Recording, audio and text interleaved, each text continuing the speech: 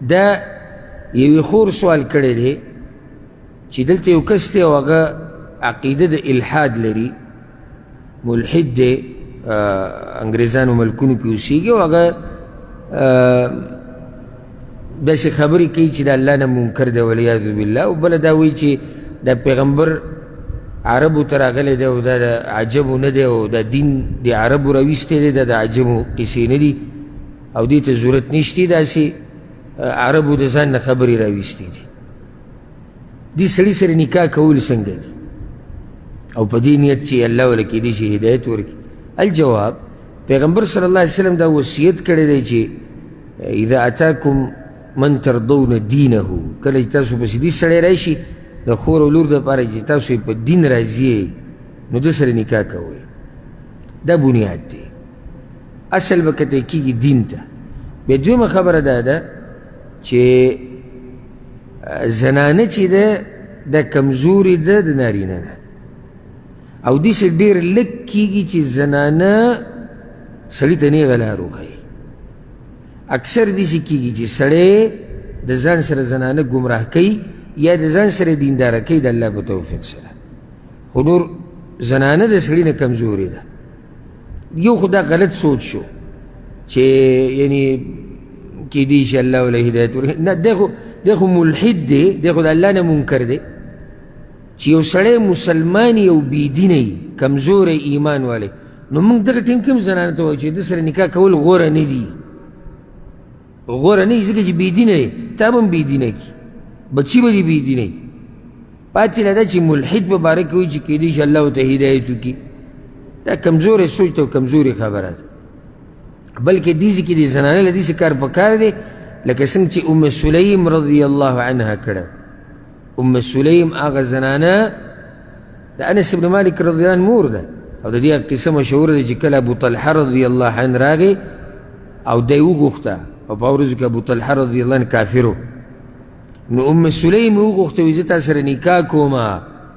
هغې ورته ویې ګوره زما ډېر قیمتي مهر دی هغه به راکوې. وی مهر څه دی؟ وایي چې څو پورې مسلمان شوی نه یې زه تا سره نکاح نه کوم. امام نسایي دا روایت راوړی.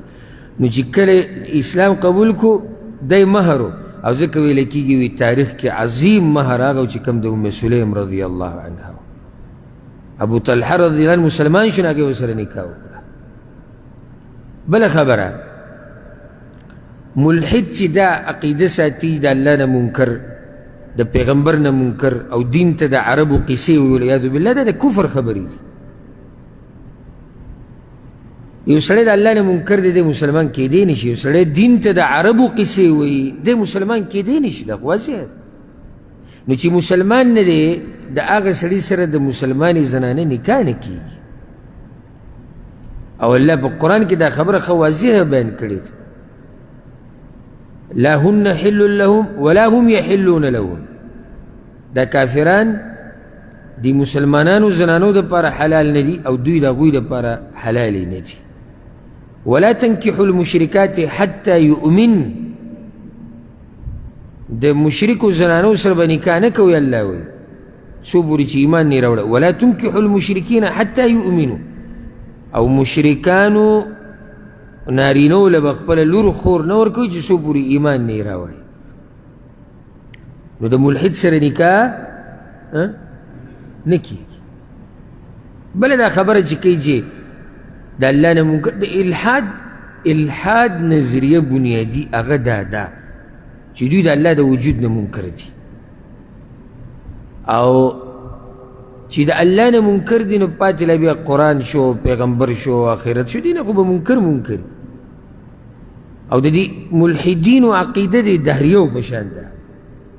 لکه دهریو دا عقیده ده څنګه چې الله قرآن کې ذکر کړی ده وما یهلکنا الا الدهر، چې دا یو زمانه روانه ده او هېڅوک نشتی خالق والعیاذ بالله، خو زمانه روانه ده، څوک مري، څوک ژوندی کېږي او څوک غریب کېږي، څوک مالداره کېږي، څوک بیماري.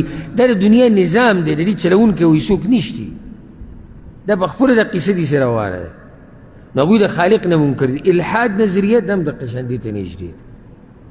او که چېرته الله توفیق راکړو په دې باندې به زما اراده ده ډېر وخت نه ده خو بس ذهن نه مې وځي. د الحاد په دې مسله باندې تفصیلي خبره کول غواړي ځکه چې ډېر خلک خصوصا چې د انګریزانو په ملکونو کې اوسېږي د کفر په ملکونو کې هغوی د دې الحاد په دې نظریې کې چې راګیر شوي دي. وجه دا ده د الحاد دا نظریه ولې خلک وایي چې ولې به یې قبلوي؟ په دې نه قبلوي چې دلایل دي ورسره، ملحدین ورسره به څه دلایل دي؟ هېڅ دلایل ورسره نشته. دا شیطان کوشش کوي چې تا بېدینۍ ته واړي او ستا نفس او خواهشات هم تا نه دقه غواړي. نو چې کله نفس د باندې هم لګي، خواهشات د باندې هم لګي، شیطان د باندې هم لګي، بیا په انسانانو کې شیطانان د تم لګي، بیا ته د کفر په ملکونو کې هم اوسېږي، بیا په دې ته پیسې هم میلاویږي، په دې ته نیشنلټي هم میلاویږي، په دې ته کاروبار هم میلاویږي. نو هغه اسباب ډېر شو چې تا دې طرف ته راکاږي او دا سړی دی بېدینه اصلاً، د ده سره نه تقوا شتي، نه علم شتي، نه ایمان شتي، دی به لازم هغه طرف ته اوړي، دی به لازم هغه طرف ته اوړي. نو د الحاد د نظریه نن سبا ډېره په تیزۍ په دې روانه دی ځکه چې پخوا دا انټرنیټ او دا سوشل میډیا او دا قیسې نه وي، نو که یو ملحد خپل پیغام رسول غوښت هم نشو بیا رسولی، الا هغه کسانو ته چې کوم به ورته نږدې وو. اوس دوی دعوت شروع کړی دی او پیسې خلکو له ورکوي او څوم کار یې روان کړی دی. نو الله زموږ په حال باندې رحم وکړي. خلاصه د جواب دا ده چې ملحد سره نکاح هغه نه کېږي.